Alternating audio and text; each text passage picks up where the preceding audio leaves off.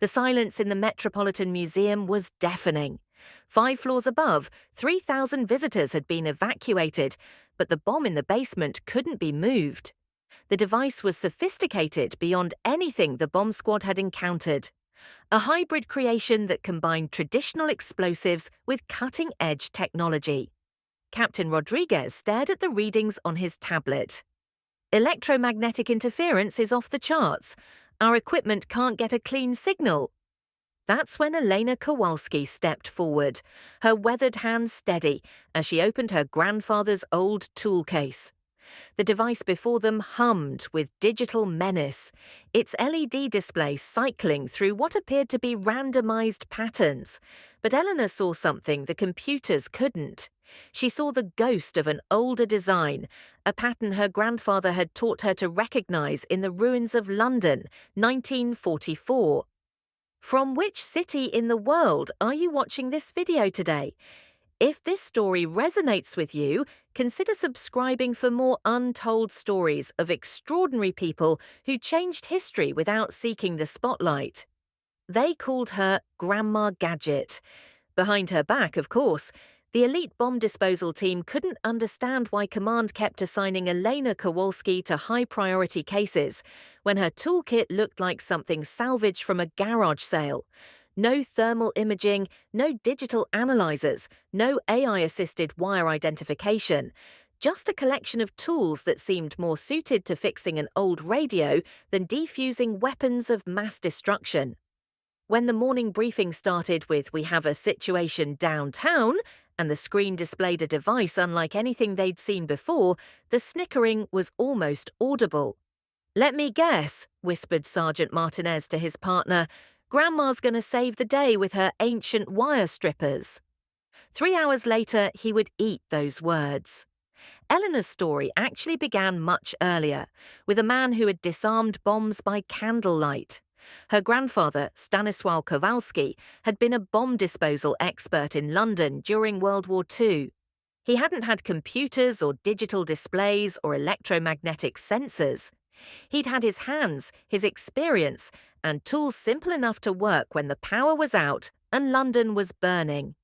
"Feel the device, little one," he'd told her during those childhood summers in his workshop. "Every bomb has a heartbeat. Every wire wants to tell you its purpose." The bomb squad thought those lessons were quaint stories from another era. They thought her methods were outdated superstition, right up until their $2 million mobile command unit suffered a catastrophic system failure. And suddenly the only person who could save downtown Portland was a 64-year-old woman with wire cutters that predated the internet. The Metropolitan Museum case wasn't unusual for Elena, but it was for everyone else. The museum's security team had discovered a suspicious package in the basement archives at 6 a.m. At first glance, it looked innocent, like an old museum donation box, but X-ray scanning revealed electronic components and what was clearly explosive material. When the bomb squad arrived at 7 a.m., it was obvious the situation was serious.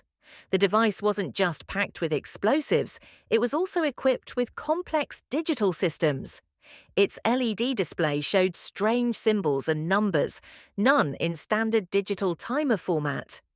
"Never seen anything like this," said Bomb Commander Chen, studying the device's 3D scan on his tablet. "Traditional TNT-based explosive, but the electromagnetic signature is scrambling our readings." The team set up their latest technology: quantum X-ray spectrometer, AI prediction algorithms, holographic component mapping, each tool worth more than a fully equipped laboratory. Eleanor stood quietly in the corner, opening her grandfather's leather tool case. The contents looked like they belonged to another era. Handmade wire cutters, the magnifying glass her grandfather had used for watch repairs, a simple multimeter, and a small stethoscope he'd used to feel vibrations in metal surfaces. "Kowalski," said Commander Chen, not looking up from his quantum scanner. "You might want to stay back this time. This thing's the most complex device we've seen." Eleanor just nodded, approaching the device with her magnifying glass raised. The digital interference was blinding the others, but she was looking for something else. what her grandfather had taught her to find: the human hand behind every device. At 10:30 a.m., disaster struck. The device emitted a powerful electromagnetic pulse. Every electronic device within 50 feet instantly crashed. The quantum scanner's screen went dark with smoke. AI algorithms flatlined. Even their communication systems crackled with static. "Everything's dead," shouted Technician Park, staring at his laptop's fried circuits. "Even the backup systems aren't working." In the sudden technological darkness, Eleanor Kowalski felt oddly at home. While her teammates stared helplessly at their blank screens, she knelt beside the device with tools that had never needed software updates. The bomb's digital display flickered mockingly, counting down from 15 minutes with the confidence of a machine that believed itself unstoppable. "Don't touch anything!" The commander's order echoed through the warehouse. "Eleanor, step back. We don't know what this thing will do." But Eleanor wasn't listening. She picked up her grandfather's wire cutters, feeling the weight of metal that had diffused Nazi bombs before she was born. She whispered to the device, "Tell me your secrets." Eleanor's hands danced across the device's surface. As her grandfather had taught her, she listened first. The slight vibration of the metal casing, the barely audible sound wires made when conducting electricity, the nearly invisible heartbeat of the internal mechanism. "What's she doing?" asked Sergeant Martinez nervously. "The old method," said Elena, bringing her magnifying glass close to the LED display. "My grandfather taught me this. Every bomb maker has a signature, a style, whether it's 1944 or 2024. She saw something in the symbols on the digital screen. The modern programming looked random, but underneath was an older logic. The kind her grandfather had shown her. Simple, elegant, but deadly effective. "This guy's old school," she said to herself. Then louder, "This is a hybrid. Modern explosive, but built with old logic. The maker was probably trained in the old Soviet school."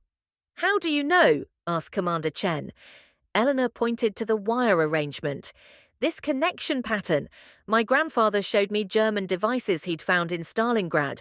Same principle. Look complex, but fundamentally simple." 6 minutes remained. When the screen's countdown showed 5:30, Eleanor made her final decision. The modern detectors had failed, but her fingers never lied. She reached under the device, feeling the pulse of the wires. "Eleanor, please," said Commander Chen, his forehead soaked with sweat.